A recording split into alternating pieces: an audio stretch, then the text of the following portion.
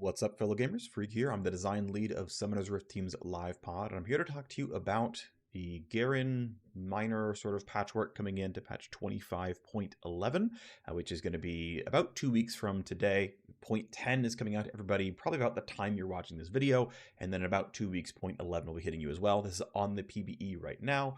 It is totally possible we'll have some small updates going on, but ultimately, these are the changes. We're pretty happy with them. We think we're hitting the goals, and so let's go. Why is this happening? Well, the goal is to make Garen a functional fighter. That's basically the goal. Right now, his only really good build has to be Phantom Dancer crit. He has to kind of play to one-shot you. He doesn't have a good sustained fighter pattern.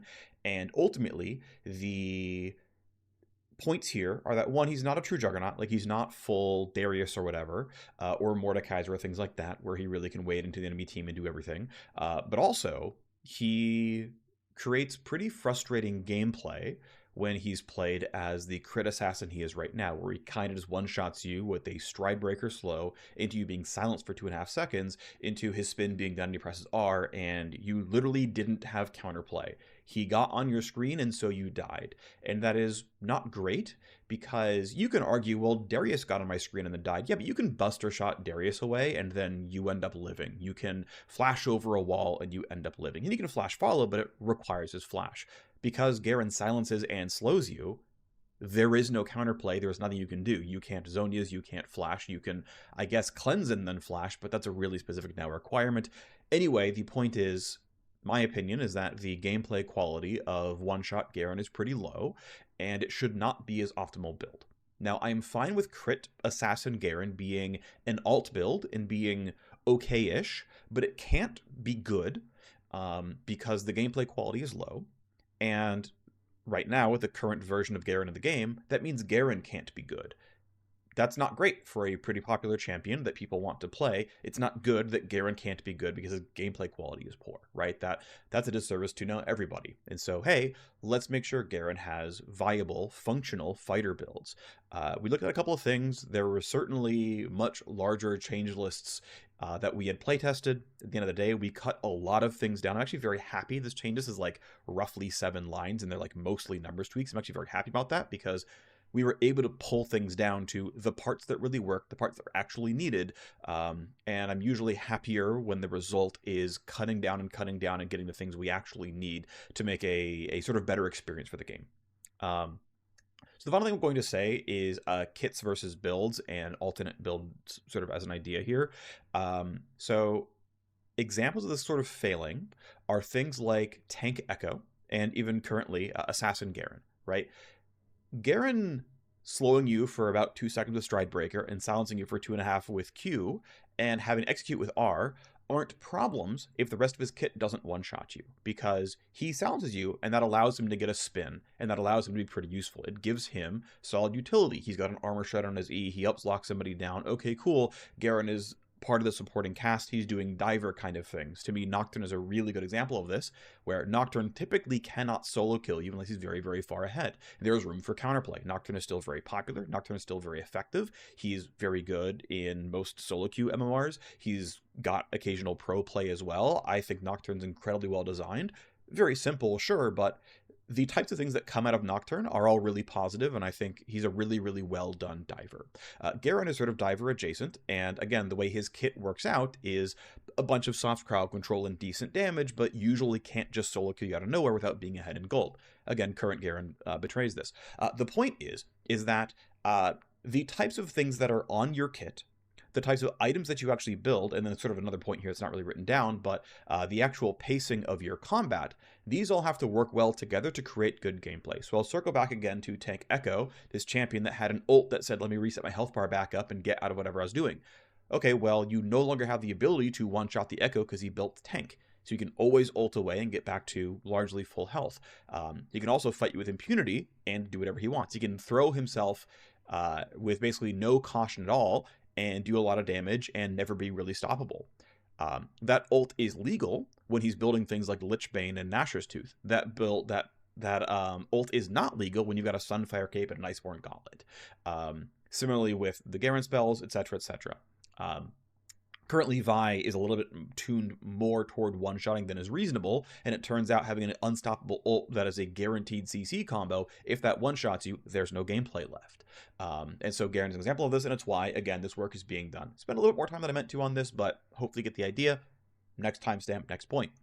So there are some direct changes here. The first one, and this is basically one of the two primary thrusts, is let's give him a good sustained combat pattern. At the end of the day, I'm going to start with the cooldown actually, because this is the first thing that was actually done. This is literally the very, very first change, was drop the cooldown from 9, and the first change was actually 9 to 5. We eventually settled on 9 to 6 because we were worried the F1 was going to be too high, and that enemies were not going to have any room for counterplay, especially in lane. So what this is, hey, keep in mind, spin takes 3 seconds, and then it goes on a 9-second cooldown. Now, the current Garen builds have functionally 0 ability haste, which means it's 3 seconds on, and then 9 seconds off. Why wait around when you're Garen? Why bother sticking around in the fight when 9 seconds off is basically an eternity? And that, especially if your build is like a Phantom Dancer and a Mortar Reminder, guess what? No champion with that build, and only a Strike for health, and, you know, Brutes of Swiftness or Berserker's Greaves for your boot slot, no champion can sit there in a fight right-clicking for 9 seconds. They're all dead in any normal situation. So, of course, Garen can't have a sustained fight pattern, because of course he can't. That cooldown is too long, and he doesn't build haste. So, okay, let's start with step 1 being, let's drop the cooldown to, well, now 6 seconds. This is now an approachable number, or especially if your item 2 is, say, Cleaver or Shojin, you can get pretty meaningful ability haste here to where your cooldown is actually more like 4.5 seconds. 3 seconds on, 4.5 off, that is much more reasonable. Now again, if the damage is lower, and thus we require a second spin, that leaves room for counterplay for the opponent of, I didn't get one shot, and so can you stick with me? Can my teammates peel me? Can I peel me? Now you've actually got gameplay tension here. And for Garen, he's like, hey, this E is coming back up in like 4 seconds. I can probably stick around, right? And in fact, I have, you know, a couple hundred health for my Stridebreaker, a couple hundred health for my Black Cleaver, a couple hundred health for my Shojin, some decent reduction for my Death Stance or whatever. I've got some MR and a shield for my Maw, whatever it is I'm buying. I've got the tools that I need to withstand waiting about 4.5 seconds and going again. And this line by itself does a lot of heavy lifting, and it is the primary buff in this change list. Virtually everything else is nerfs, because this is, in fact, a very, very large buff. But of course, there's more to talk about here. So the second line then was tweaking some damage numbers around. And this ended up being kind of a follow-up on the cooldown change because, of course, there's a lot of power. Garen currently in the game is relatively strong. Fighter Garen is pretty bad. Crit Garen is as strong as it's allowed to be, realistically. And so how can we move some incentives around to incentivize longswords, right? Instead of Phantom Dancers that he can build, because there aren't really, like, crit fighter items. I guess you could, like, argue shield bow, but nah. How do we give you the scalings and tunings that we need to let you feel good about Cleaver and Shojin and things like that? Well, we bumped the AD ratio and we nerfed some of the base damage here. Anytime we have numbers like this where it's like, look, it's already level scaling because of a total AD ratio and it's already got rank scaling, this to me always feels vestigial. I never like seeing these unless they're really needed for things like Mordekaiser and Azir, where I expect you to max, you know, it's expected that you max this first, but it needs to remain a large part of your kit. Okay, rip it out. But in the case of Garen, it's like, well, we expect you to build longswords and you're going to level up, and that by itself is also going to buff the damage because, again, total AD ratio.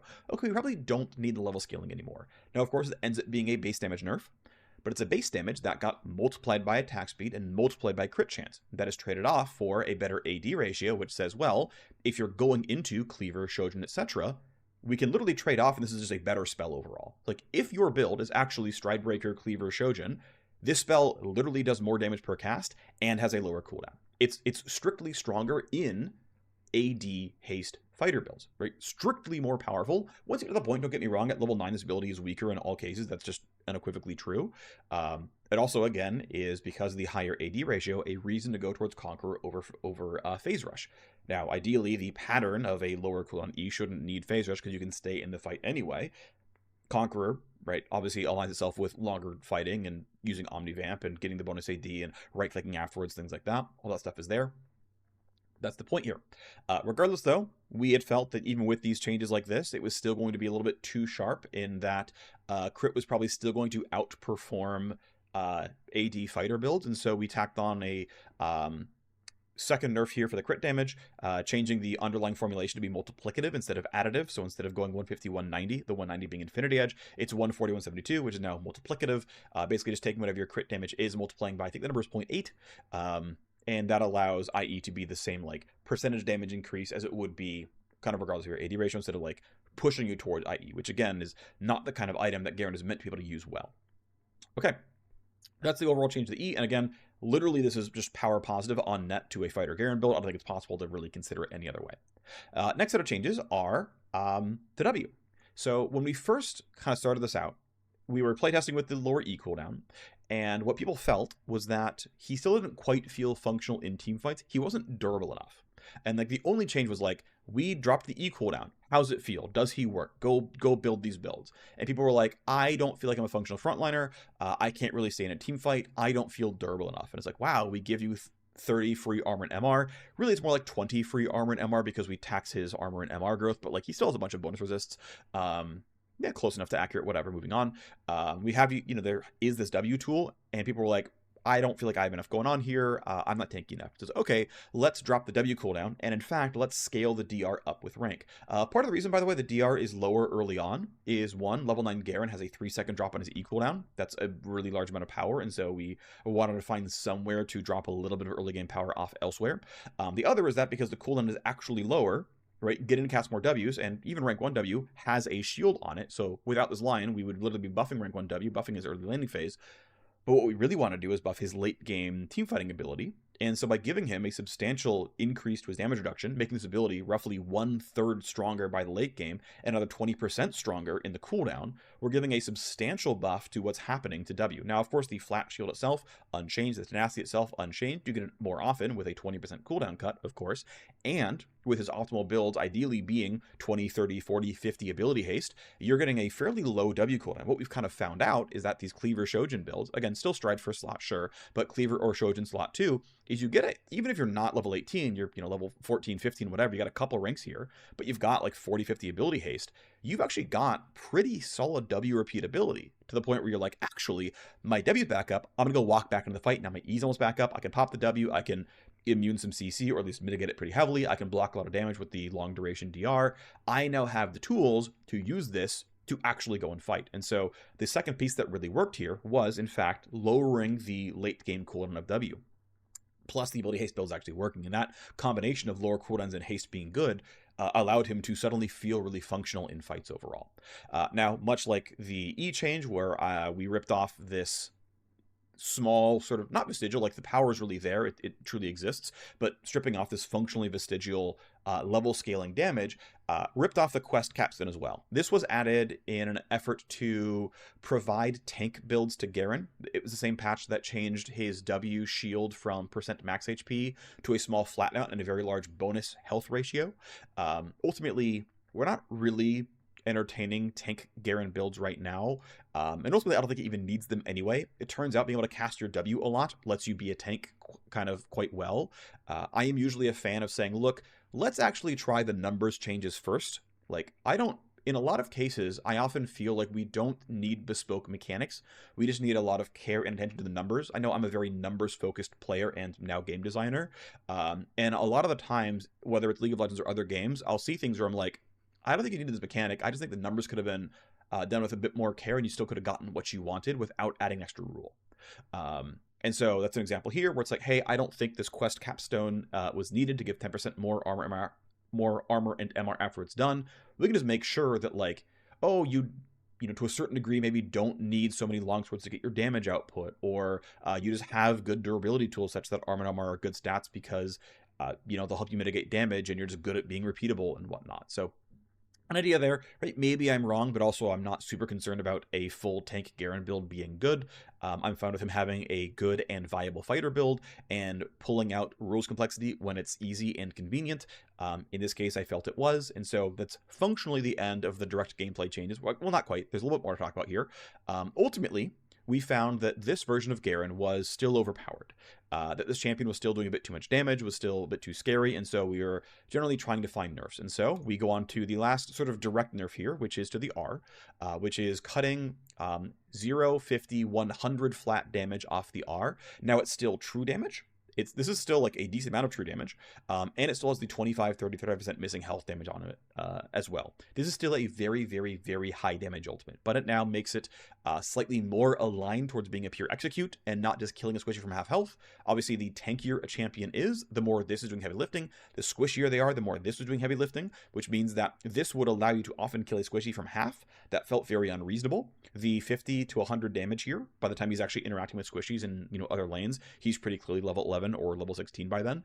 And that this ended up being noticeable and meaningful in making his gameplay feel, to use sort of common parlance, less illegal. His gameplay feels much more reasonable with this tuning, while still having very functional, somewhat front-running patterns, decent long-term trading patterns, and whatnot. Other minor things, ultimately, again, rules that weren't needed, that weren't helping. Garen jungle is very bad, is certainly not viable, does not have a very large player base at all. Ultimately, we, as a secondary point here, aren't terribly happy with how often champions can easily poach jungle monsters without being junglers. The entire proxying gameplay of I go run to past your tier 1 to your tier 2, I clear this wave, I go kill Krugs, whatever. That gameplay is like pretty directly low interaction. I understand that there's, macro map state decisions around where's their jungle. I understand that there is skill in proxying and stealing camps, but the end result is directly I'm not interacting with my lane opponent. We're generally not happy with that. It's part of the reason Singe Q got the minion last hit steal from other minions, because it allows Singe to be more functional when playing the actual lane instead of proxying. It's one fewer reason to proxy, because don't worry, you'll still get the last hits. You're not fighting your own minions for that one. Getting rid of an E monster mod here on the spin, I think it's doing 1.5x damage, is one fewer reason to proxy, which means it's a little bit pushed toward the scales of, no, you should interact with your lane opponent overall. And if you have a bad lane matchup, it is what it is. Figure out how to play it. People have good and bad matchups. Not every experience can be flat. On average, we should have you lane against each other a bit more often than you currently do. Which means if we can, rip out proxying rules, we should do so. If we can get rid of monster mods that aren't giving him a player base in another role, we should do so, and that's that being here. This is a very minor one, but it wasn't needed. Garen E currently has a mechanic where on live, if you stop your E early, you get part of the cooldown back. You get up to the duration. Now, technically, it's bugged a little bit on live. The duration can technically be over 3 seconds. It won't ever get more ticks the way it's scripted. It will never give you an 11th tick if you deserve 10. It just won't do it. There's logic there that just kind of, it counts and then it knows to stop. But that duration can be like 3.1 seconds. And what the funny thing is, because the duration is 3.1 seconds, what it does under the hood is it counts how long you've been spinning and says, oh, you've been spinning for 3.1 seconds? Oh, well, the cooldown should be 9.1 seconds. If you've been spinning for, 1.2, the cooldown would be, 7.2, right? So you could actually, in most cases, if you just kind of let your spin end, because that's the normal gameplay, you would have like a 9.1 second cooldown. It wouldn't get much more than 0.1, but you could technically have a longer than expected cooldown. So that bug has been fixed, but also the getting the cooldown back by ending early has been removed, because ultimately, with the base cooldown being 6 seconds, that's short enough where if you end the spin early, you're going to be like, oh, it's a pretty short cooldown. And if you're not hitting anything, there's nothing to spin on, you end the ability early, you recast it, and the cooldown is pretty short because the cooldown is pretty short. Basically, I just felt like we didn't need the extra rule because the cooldown is already lower than it would be on live ending early, and just, hey, it's, again, easy rule cleanup, easy complexity reduction. It's not like it's going to be really top of mind to players, but, like, it's one fewer thing you have to learn to play Garen at a high level, so here, just, it's easy to remove it. It's not a terribly exciting skill test. You can kind of get rid of it. Minor tooltip cleanup. I'm always a fan of running through and cleaning up tooltips when I can to make them easier to understand. Ultimately, this is shortening the description of how much more damage the closest target takes. It's doing some cleanup on how crit damage is displayed on the E. It's adding a significant digit to the passive, since the passive scales from like 1.5 to like 10.1% max health per 5. Actually showing as 1.5 and 10.1 instead of running to the nearest 1%. Now you know what your passive does more reliably without holding shift. Congratulations, easier to understand that. It's a literally change a number in a file somewhere, and now it shows an extra digit. Really easy stuff. Additionally, the W changed the phrasing of the W passive because it just kind of looks low quality and lame. Now it basically directly says, hey, you are gaining 6 armor and 6 magic resist, and then goes on to explain the mechanics of it stacking. Basically just allows the important part to be front of mind. Yes, it says you've gained 0 armor and MR at level 1 when you learn the ability, sure. Or level 1, you look at your ability and you're like, this is giving me nothing right now. But the next sentence is gain stacks from killing minions. Like, oh, okay, cool. This means that the cool part of the ability is front of mind right there. Again, getting rid of the quest makes it a little bit easier to parse as well. Really minor stuff there. Ultimately, the quest wasn't doing anything for us, so got rid of it. I went in, this was today actually I did this, I went in and updated his recommended items. So he has a manual rec item override for 25.11. That'll go away in 0.12, but it means, hey, your slot 1 is of course Stridebreaker. Your slot 2 is going to be Cleaver Shojin. I'm leaving in PD because as long as PD is still a recommended item, this helps the direct item win rate comparisons be easier. I've noticed pretty overwhelmingly whether an item is in your rec items or not has a substantial impact on its win rate for public stats websites. And that can be really, really misleading to a lot of players because another one I noticed actually, I happen to say, oh, so here's another random aside here. We're basically into like random things that don't matter anymore. This is the story time of the video. Garen did not technically have a bespoke item override file. So basically, item overrides are just files that you have on your client that come out with every patch. And there are like, here's the Juggernaut set. Like, and Garen, it points as, hey, my item override is the Juggernaut set. And so we have a file somewhere called the item, Juggernaut override. And we check the box saying, is it on or off? And if it's on, any champion that points to that override set says, oh, okay, my rec items are overridden to this set of items, whatever's in the Juggernaut set. Many champions also have individual item recommended overrides. Ambessa has her own, Smolder has his own, etc. Right? Most new champions have bespoke item override sets, where if a designer wants to come in and be like, actually I want players to build these 7 items, they go in, update the item override set, check the box saying it's enabled, and then there you go. Garen didn't have an individual item override set, he just pointed to the Juggernaut set, which was turned off. So he's looking at, so when it's turned off, it's the data-driven one where it's like, what are players building? Okay, I'm going to show that. In short terms, that's what the default is. So anyway, he didn't have one, and it's like, well, what's the new champion came out? Ambessa. Ambessa is a fighter who has an individual override set, and so I'm like, let me just duplicate this, rename it to Garen, and then I'll just update all the stuff, right? Like, I'll just duplicate the file, and then I'll make sure Garen points to it. What I noticed, by the way, is that Ambessa hasn't had her override turned off. So I'm sure you know this if you play Ambessa on live, but Ambessa's rec items have never updated. Because they've always been the day 1 override and never got turned off.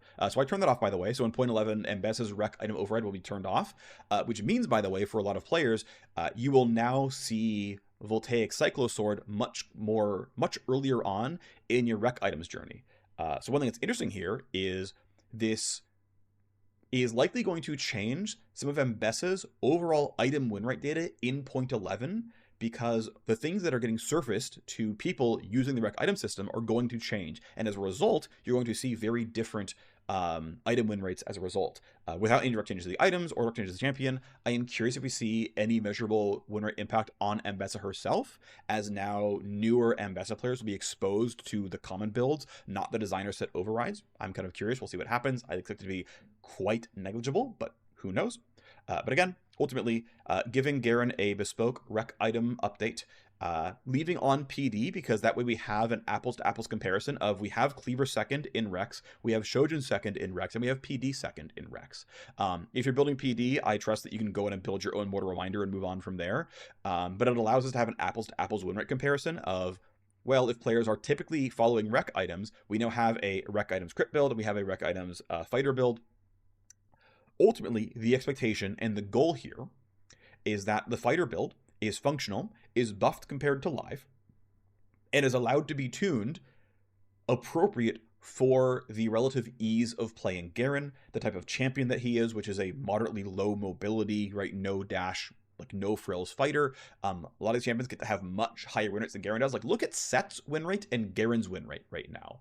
Set is much higher win rate, isn't drawing nearly as much ire, and is generally a much fairer champion because he doesn't just one-shot you. Yes, I know his W does W things, but it requires flash if it wants to be not dodgeable. Ultimately, I think, to be fair, I don't exactly love the current tuning of Set W. It's a different point for another video or something else, entirely, but Garen reliably has no counterplay damage output. Anyway, point is, the goal is a viable and appropriately strong Garen fighter build with Garen crit assassin being allowed to exist, not being his best build, but if you want to play crit assassin Garen, you are allowed to. It's just not best. And that allows us to tune Fighter Garen to be appropriate as Fighter Garen. That's like the primary thing. I want to go back and reiterate that. That is the goal here, right?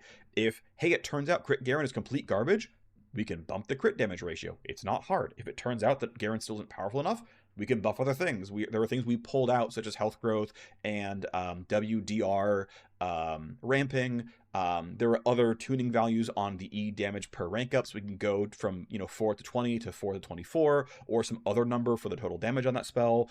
We suspect the current numbers are fine, but again, if it's not, we can totally change that.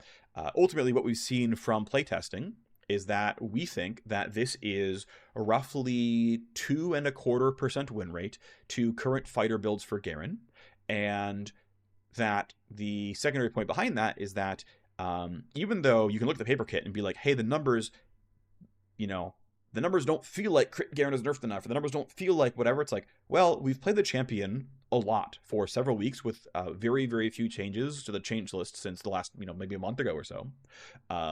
It's basically been soaking for a while, and we're like, hey, we played this a lot. This champion feels strong. He feels viable. Fighter builds feel that like they are doing better than crit builds. They've tried, we've done a bunch of like level 1 to 15, like play the full game out. We've done like, hey, let's just 1v1 hit each other.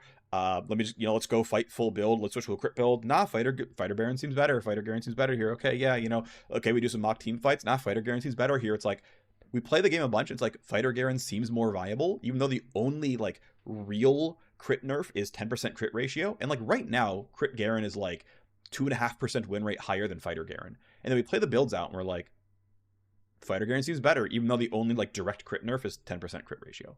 And we play the games, like it feels better.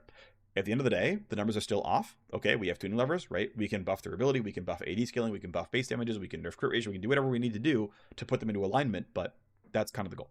Final thing I'm going to bring up here is the only big mechanic we tried that we didn't keep was adding a bespoke reset mechanic to the E. So our initial playtests on Garen E, when we didn't have a much better shield, was we said, actually, if your closest target for bonus damage is a champion, partially reset the E cooldown. One thing we tried was resetting it by as much as 50%. So you would come out of the spin, and at this time the cooldown was still 9 to 5. So you'd come out of the spin and have a 2.5 second cooldown, and you can spin back again. And we had that in playtest for like kind of a while, and it was like, hey, he has absolutely no downtime. This is ridiculous. And then we also had kind of like around this time realized like, hey, his best second, third item is probably Cleaver Shojin in some order.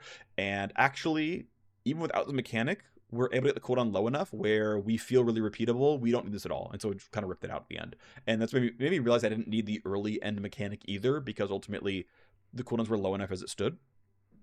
Okay, that's kind of it. That's kind of all the points belabored. Nothing else to bring up there. Thanks for watching. Likely to be a couple of small iterations to Garen over the next 2 weeks, but probably not a ton. Thanks for watching, and hope you enjoy Garen when he comes out in 2 weeks. Bye-bye.